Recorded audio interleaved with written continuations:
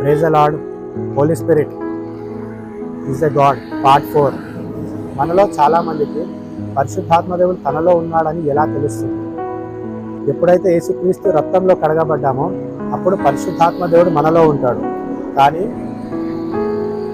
పరిశుద్ధాత్మదేవుడు మనలో ఉన్నాడని తెలవడానికి యేసుక్రీస్తు యొక్క నేచర్ అండ్ ఆయన క్యారెక్టర్ మనలో కనిపిస్తుంది.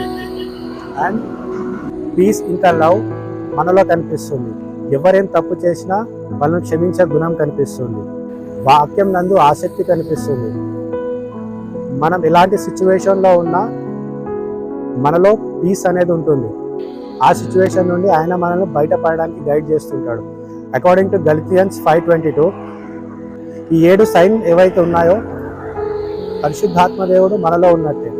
అవేవంటే love, joy, peace, patience, faithfulness, gentleness, kindness.